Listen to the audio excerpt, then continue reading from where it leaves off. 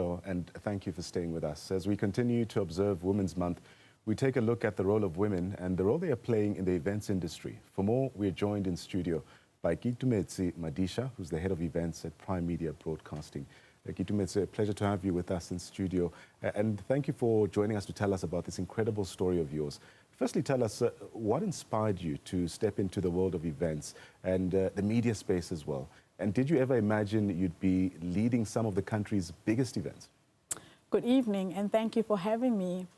I've always had a biggest dream of driving purpose in everything that I do. And, you know, I come with a sales background, and my mind shifted when I realized I have not fulfilled my purpose. And I suddenly manifested moving into a media industry and working on events, you know, to connect people, human connections that are authentic and with credible brands that I work with. And, you know, it's been a dream come true. Yeah. It's over 20 years now.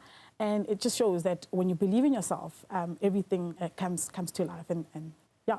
It's a long time, since 20 years. And looking back at over the 2 decades in the industry, what have been some of your most defining career moments, those turning points, if you will, that shaped your leadership style or even your purpose? I've really been privileged to work with amazing brands that are credible in South Africa. But not only that, you know, I've worked on amazing projects. One of my biggest highlights is that, in fact, it was the start of my career. We actually put together a parade in South Africa in 2010 when we won the World Cup. And it was one of my biggest first projects that I've had to work on, very daunting. And we connected the whole world, in fact, not just South Africa. We shut down the roads. We were on buses parading with all the soccer players and just the government and the people at large.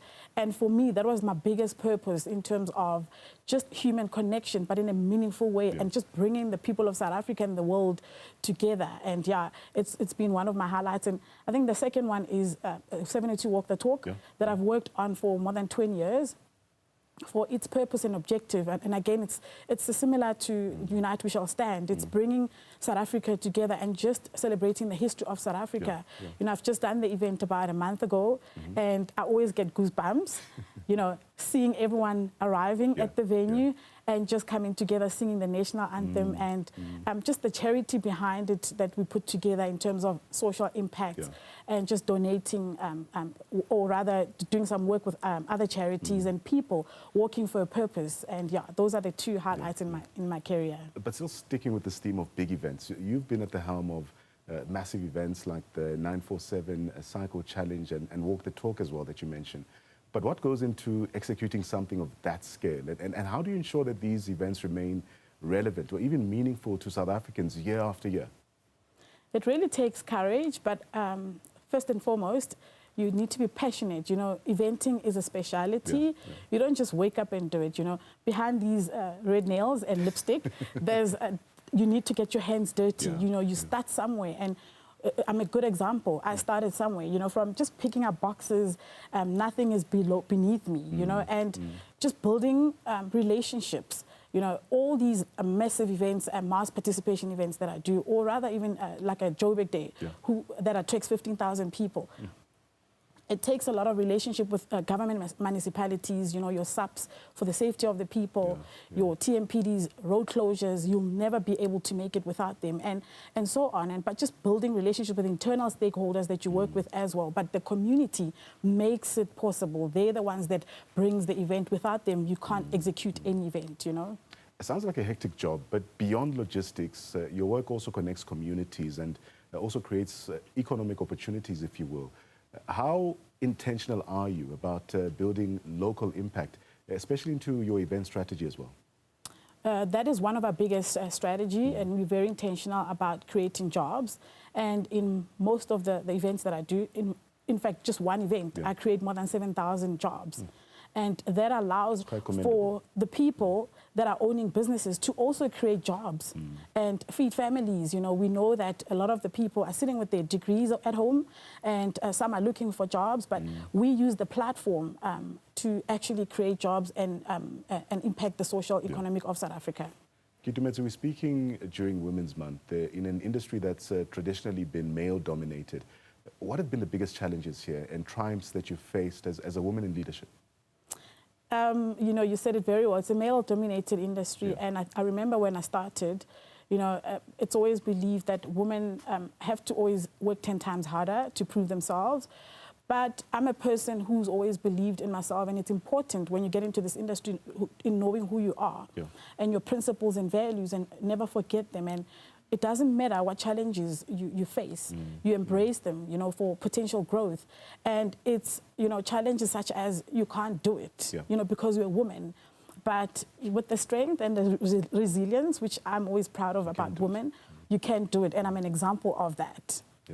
What advice would you give to young women who want to enter this high pressure industries like media, branding, and even events, but feel that they don't see enough women at the top, much like you? I think it's almost, you know, again, I'm going to repeat this, knowing who you are and not fitting with the society, but being able to find opportunities where possible for yourself, network as much as possible, never see darkness in the road to where you want to be.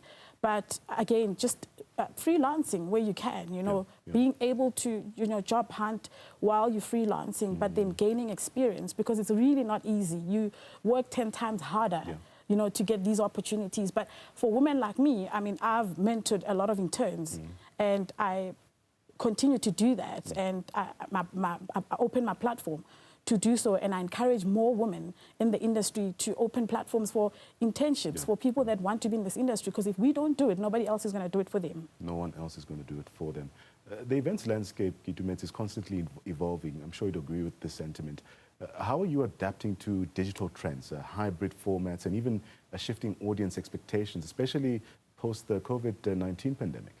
This is a very interesting conversation. I've just come back from Cape Town last week for a festival, Future of Eventing.